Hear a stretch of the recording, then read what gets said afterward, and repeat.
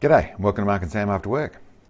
Today I want to do a video on ballistic apps or ballistic engines, whether you're using them on computers or you're using on your phones or however you're using them, but using ballistic apps in the way I prefer to use them, or I suggest you use them, or I suppose how I use them.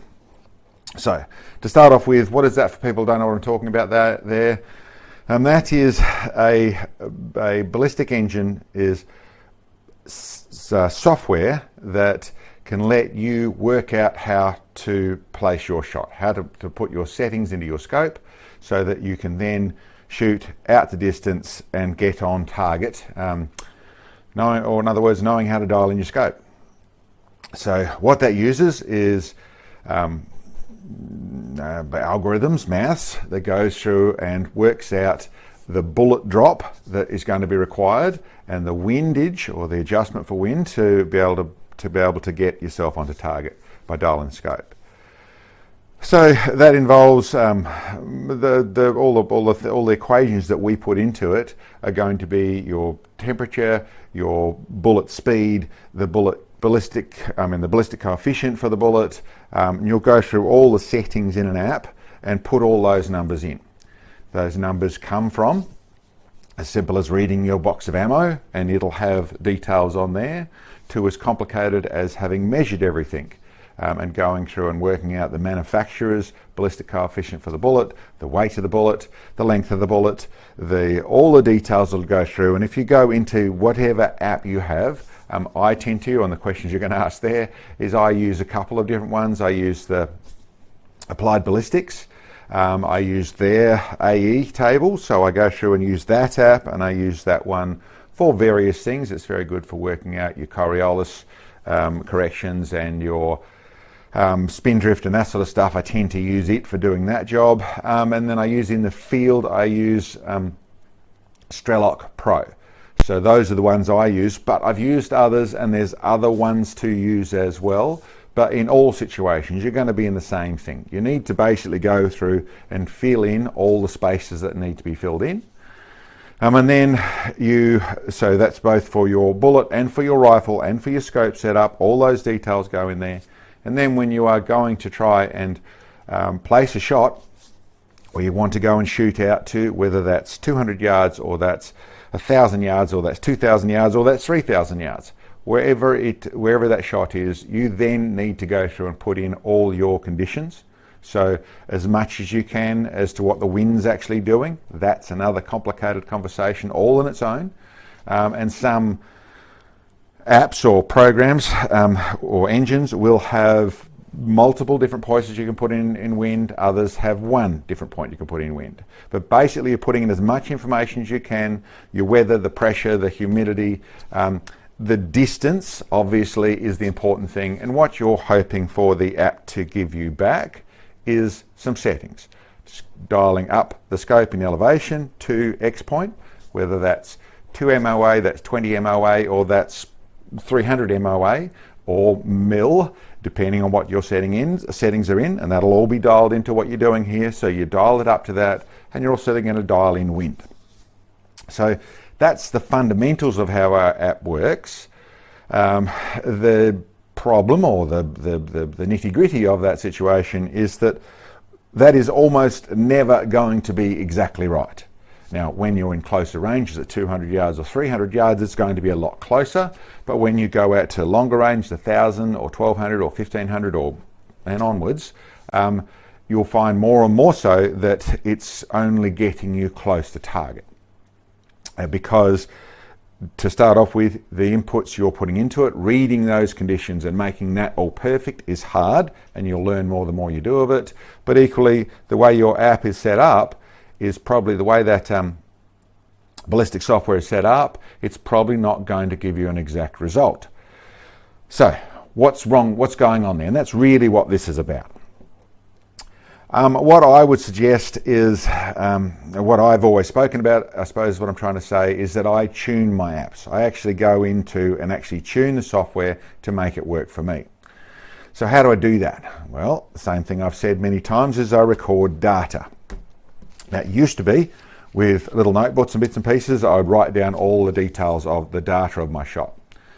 And that means, what am I talking about in the way of data? I should say I used to do it in there. Now I do it, I have log files, I sell log files that actually give me a whole heap of pages or a whole heap of places where I can put the data in there, so it's prompting me to correct all the data. And then I end up with files like these, which I have for various calibers, various rifles, and they are specific to rifles, which gives me all the different shots I've had over time. You're seeing the back of these sheets, but all that sort of stuff filled out, where I have all the details recorded of the shot, and notes of what I found and notes what I was doing are all available to put in there. So that data is the whole key to everything. It's recording the data correctly, and that gives me, and I'll work through this step by step. So to start off with, I have an app set up that has all the basics of what I'm doing, and I put in all the weather conditions and the distance of what I'm doing, and then I shoot and I get to wherever I get in the target. Now, if you do things really well, everything's set up really nicely, then you'll find that, okay, if you get on target, your first shot hit or wherever it is, and you get through to where that all works really well. Generally what you'll find is that your first shot will be off target and you'll have to correct to get onto target. Now that may simply be the wind was wrong and you didn't read the wind properly. It may be that it was a little bit high or a little bit low. Whatever it is, the way I do it in particular is I record what I thought it was going to be once I worked everything out, and then I record exactly what it was.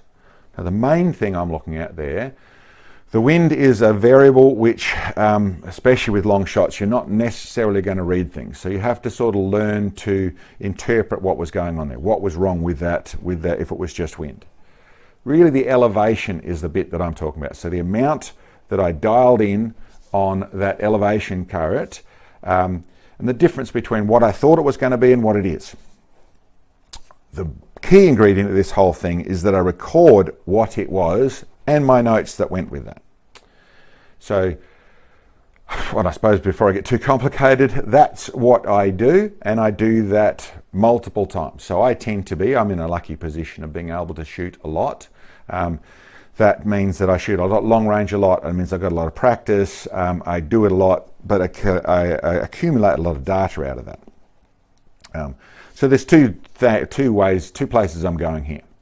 One is, you need the practice. You need to make your data correct. You need to do a lot of shooting. You need to make sure your platform is working really well. You need to be really consistent. Ultimately, if you get to a point where even if you are missing, but you're very close to getting on target and it's very consistent, there's no irregularness going on with the elevation, or there's not excessive irregularness, there's no irregularness going on with your wind or the windage, so your left and right stays fairly consistent, or is in relevance to what the conditions are doing, then you may not have got the score you wanted, you may not have got the results you wanted, but you've got real data there. If you record that, then that all makes sense.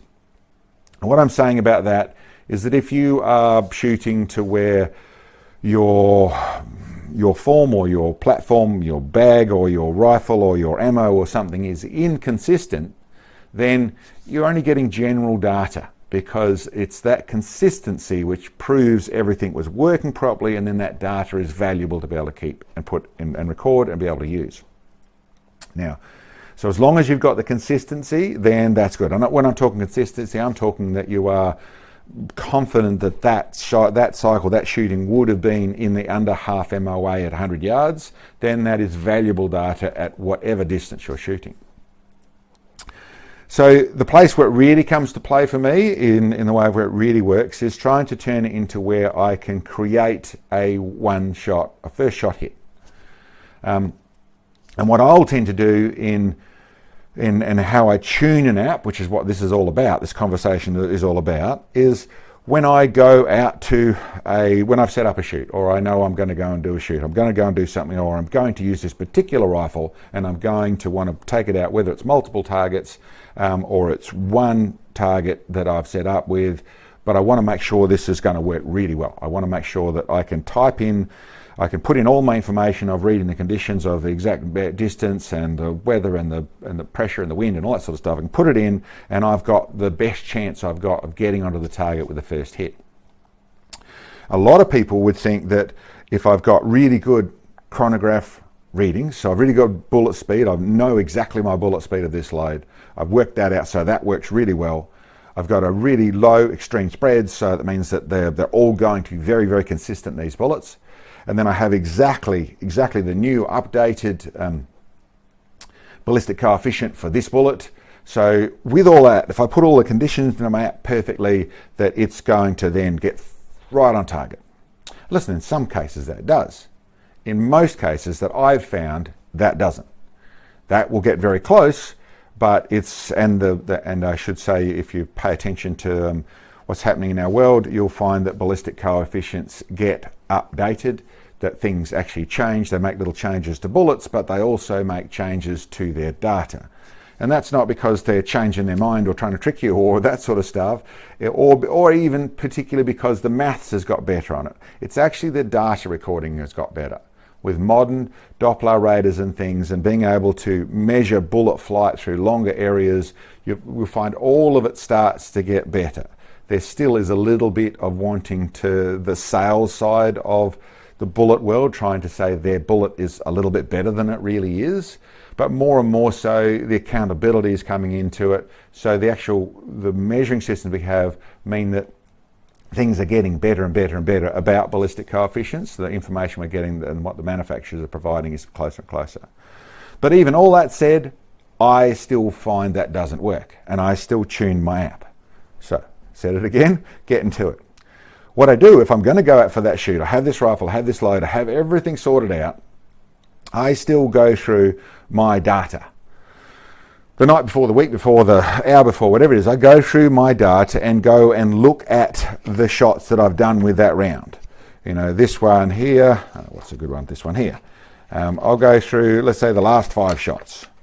So I have a shot there at, well, 3,000 yards. I have a shot there at 1,400 yards. Another one at 3,000 yards. What do we got? Turn the page. 2,400 yards.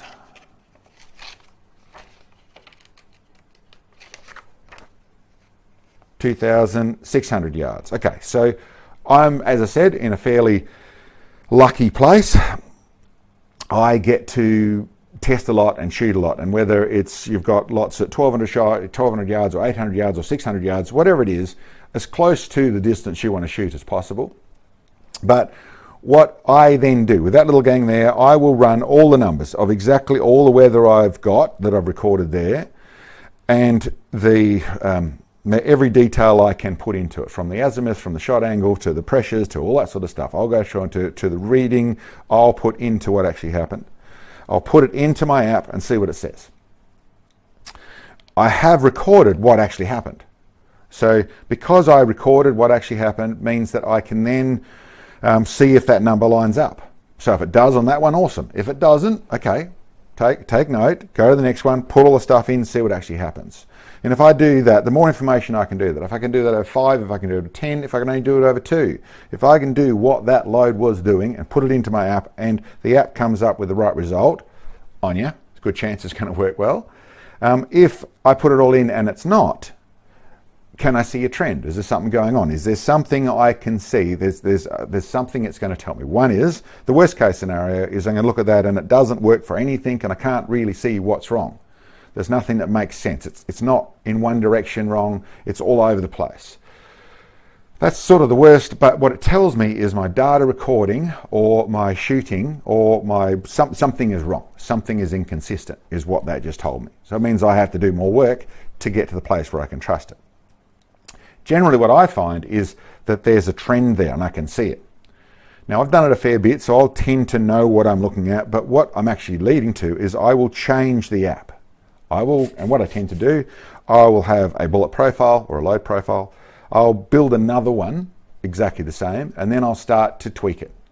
And that's whether I'm changing the bullet speed or I'm changing the the temperature compensation or I'm changing the ballistic coefficient, I will change anything in there. I'll just move it a little bit and see if it changes, see if it can make that one work. If I move it like this and it makes this particular one work, well, let's try the next page and do this, put it all back in again and see if it fixes that, or if it made it worse. Basically, it's playing. It's just sitting there and playing with numbers until it works. When you get it or see a trend and you can start to tune it like that, then I will, like I said, that's a different profile I've just recorded. I will then make a note on that profile so I know what it is, and that may be the one I'm going to go and use. This process is actually, for me, a constantly ongoing thing, constantly trying to understand it, and you also have to factor into it that, to some degree, that is exactly what the manufacturers are doing. They are working with things, they are trying to do it in a far more scientific fashion and end up with something that understands everything in the science of a bullet. But I suppose I would tell you, this moves into a conversation quickly that goes into one that I've banged into quite a bit recently. When people see that we shoot a 230 grain bullet in a 1 in 10 twist 300 Win mag, then the stability factor is not good enough in that. You know, that stability factor is bad, it should be all bad. We've got several, that's an old barrel now. It's not broken or anything, but it's not running in the rifle anymore. Which leads to another point, but that rifle there shot out to a 300 Win mag with a 230 grain bullet, shot to over 2 miles and got a pretty consistent group at that distance. So we're talking pretty good stability in there, regardless of the stability factor maths. It also is a rifle that I've done more extreme range first shot hits than any other in the gang. There's mainly through the fact of this, mainly through exactly what we're talking about, lots and lots of recording data. Back then, and still to a degree, I don't pay attention to extreme spares. I don't pay attention to stability factors. I was doing it much more in a mechanical sense, much more shooting, get a good group, make the load pressures work, make everything work, and watch that group and learn and record data. And that is the key. That's what I was actually doing to make that work. I said it led to a different thing. The barrel always looked a little light compared to the rest of the fleet because it was just a factory 700 long range. I then put in a slightly longer barrel with 1 in 9 twist, going to a 28-inch barrel with 1 in 9 twist. So it was, in theory, going to be a lot better. It really didn't change anything. It gained about 25 feet per second, and it groups about the same. So it sort of says it's a bit nicer looking rifle now. It has a little bit more to it, and because it's the 1 in 9, I can run the 250 grain bullets. So it was a win. Ultimately, it was definitely a win. But in comparison, over that same load, in the same basic setups, I moved things a little bit in pressures to go with a different barrel. But listen, the Remington 700 26-inch barrel, 1 in 10 twist, did a very, very good job. So listen, that's a segue. I'll come back to what I'm talking about. And the real thing, I suppose, what I'm trying to put forward is I consider a ballistic app, be it on your phone, be it a PDA, be it on your PC, be it computers in any format, or graphs or the rest of it. I consider them a tool, and the way I use a tool is the way that it fits me.